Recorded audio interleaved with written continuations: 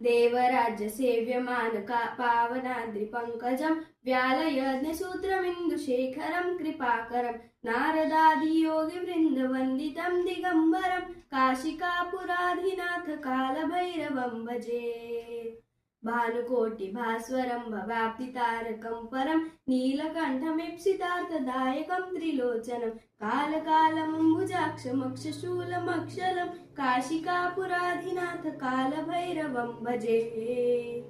शूलटङ्कपाशदण्डपाणिमादिकारणं श्यामकायमादिदेवमक्षरं निरामयं भीमविक्रमं प्रभुं विचित्रताण्डवप्रियं काशिकापुराधिनाथ कालभैरवं भजे। मुक्तिमुक्तिदायकं प्रशस्तचारुविग्रहं भक्तवत्सलं स्थितं समस्तलोकविग्रहं विनिक्मणन्मनोकिहीलकिङ्किणीलसत्कटिं काशिकापुराधिनाथ कालभैरवं भजे।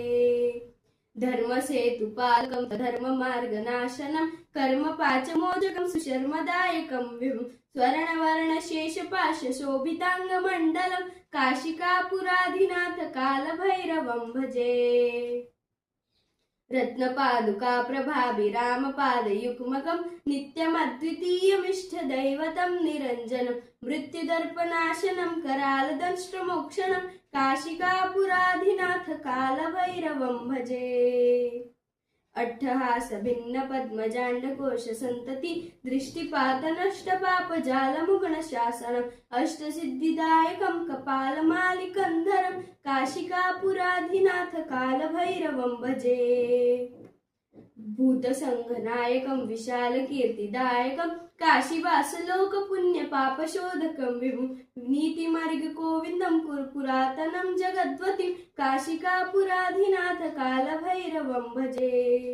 कालभैरवाष्टकं पठन्ति ये मनोहरं ज्ञानमुक्तिसाधनं विचित्रपुण्यवर्धनं शोकमोहदैन्यलोभकोपतापनाशनं हे प्रयन्ति कालभैरवान्द्रिसन्निधं विभुम्।